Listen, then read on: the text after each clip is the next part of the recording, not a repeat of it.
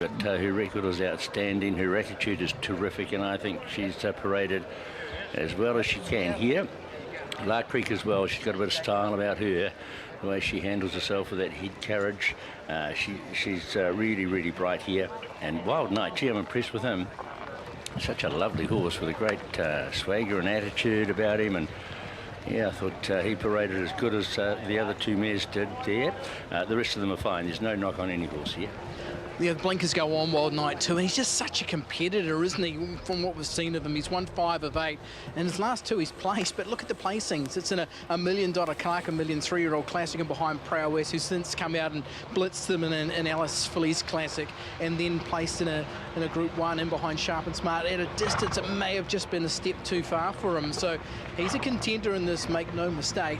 Back to the 1600 metres. It'd be great to see him really fire up and give these 2 glamour mares, and they are glamour mares. Lark Creek, remember her Arrowfield Stud plate win when she absolutely blitzed them at Matamata to pick up her first Group 1. She's quality, no question. Craig Grulls will be positive on her, no doubt.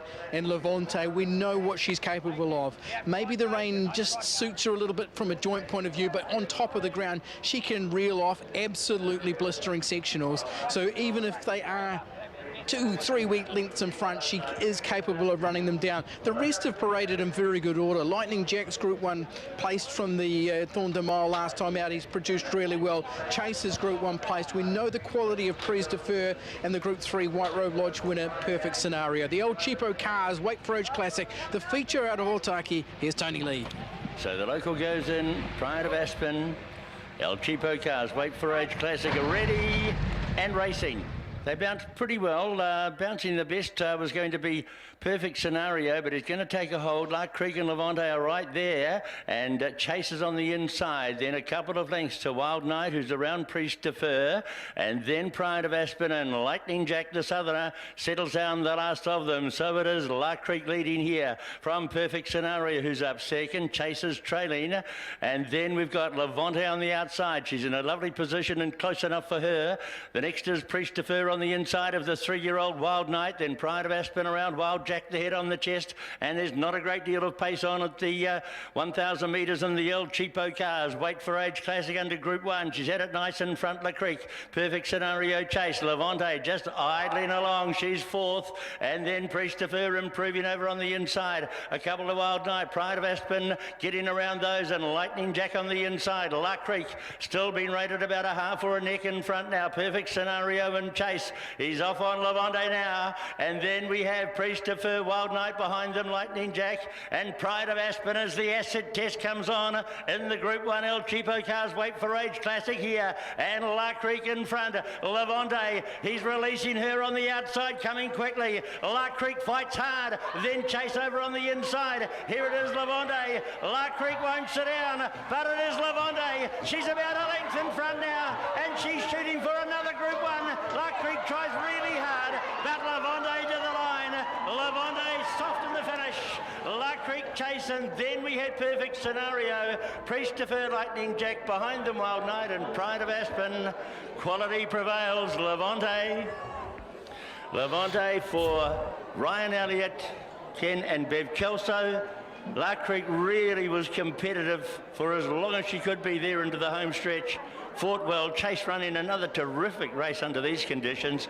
He'll be the third of the men, and then I think Priest de Fur, perfect scenario, and a close thing for first 4 players. She was trying to come back to Lark Creek, but it was Levante. She had the way on over on the outside. She jumped as well as she ever has probably in this. Got a nice position, a gorgeous ride from Mr. Group 1, Ryan Elliott. Yes, he's got the Group 1s going along really, really well. A perfect ride here. He's a no panic rider. He's very relaxed, of course, in his demeanour, but boy, she was good today. So too the second mare, though. Absolutely, they've both turned on the display we wanted. That's the 4th Group 1 of the season for Ryan Elliott. I think Legato 1,000 guineas, Levante in the Telegraph, Sharp and Smart, and now again today with Levante, and that has been a super one. We'll just get over to the Browns because Catherine and Philip are with us, and they'll take credit for this. Philip, just tell us how special is that one? Oh, it really is special. Any Group 1 special, but you know, I've been keen to see see her get over 1,600 metres. I've just sort of felt that that could be one of her best distances at the moment, you know. So, no, big thrill, big thrill.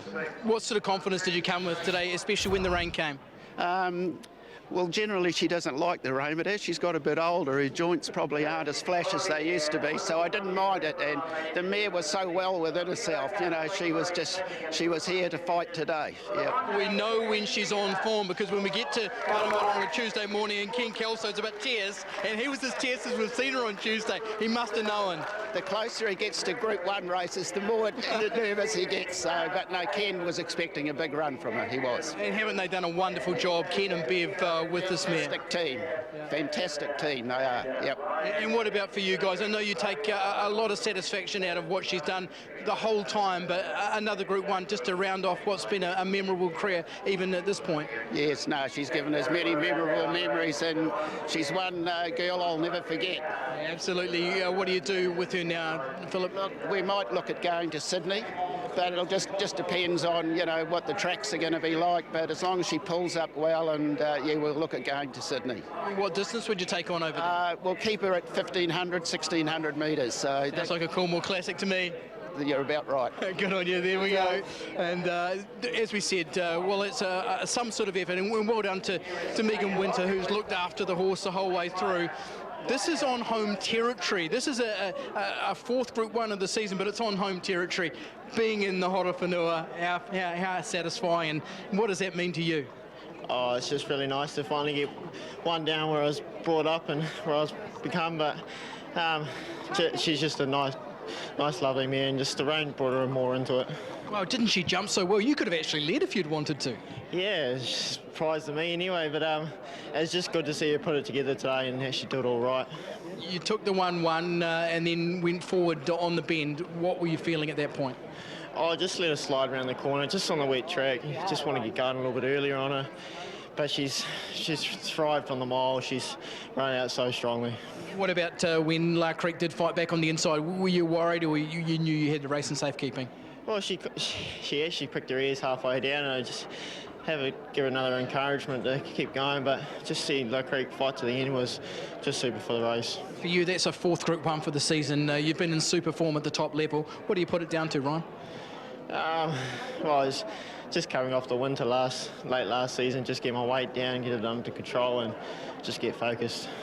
And you've done it nicely. Mum here today too to watch on. I guess that's pretty cool too. Yeah, finally Mum be at the races for the first time, being at the races, but especially not being on her own one for the first time, but yeah, it was good. Good on you, Ryan. Cheers. Ryan Elliott with further success. That was the clash we were wanting, wasn't it, BP? Levante adding another Group 1 to what has already been a special resume. Another one for Ryan Elliott, another one for Kevin Bev Kelso, but nothing away from La Creek. She fought like a tiger in second too.